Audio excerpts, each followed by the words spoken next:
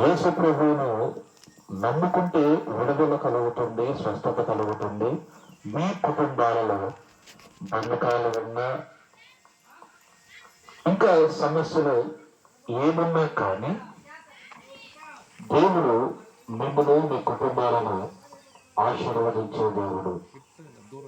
కాబట్టి సర్వాధికారి అయిన యేసు ప్రభువును మీరు నమ్ముకోండి. అంటే వేద ఉద్దేశం అని కాదు. ఒకసారి మీ కుటుంబాలలో మీరు నైట్ నిద్రపోయే టైంలో ఒక పక్కన, ఒక గదిలో పక్కన కూర్చొని చిన్న ప్రార్థన చేసుకోండి చాలు. అయ్యా, మా పిల్లలను మీరు కాపాడండి, మా ఇంట్లో ఉన్న సమస్యలను మీరు ఒకసారి తీర్చండి. వీళ్ళెక్కడో పాస్టర్ గారంతా దూరం నుంచి వచ్చి నాకు మాటలు చెప్పారు,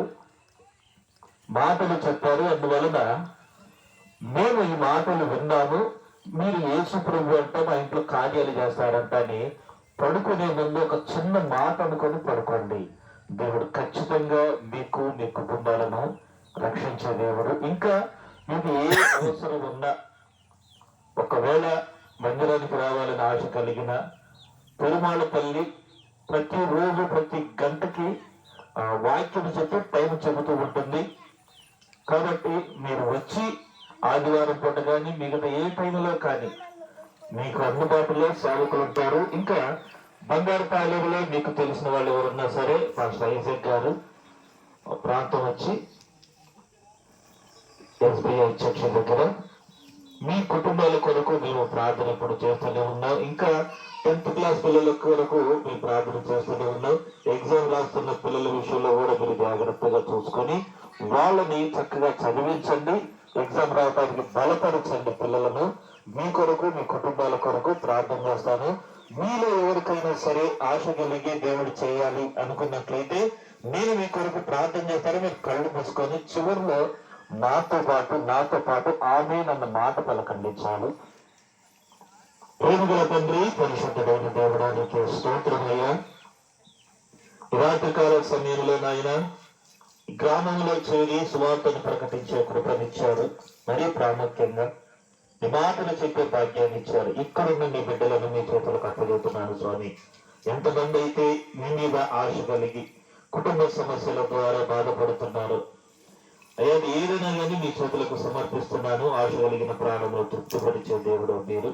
నిశ్చయముగా వారి యొక్క ఆశలను మీరు తీర్చండి.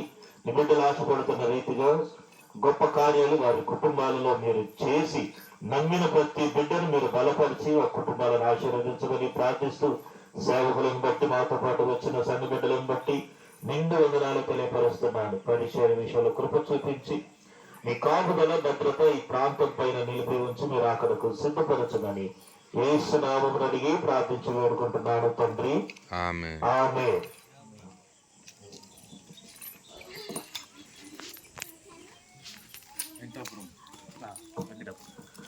వెంకటాపురం గ్రామస్తులారా, యేసు ప్రభు తప్పక మీ కుటుంబాన్ని దీవించును గాక. మేము ఇంతవరకు ప్రార్థన చేశాం.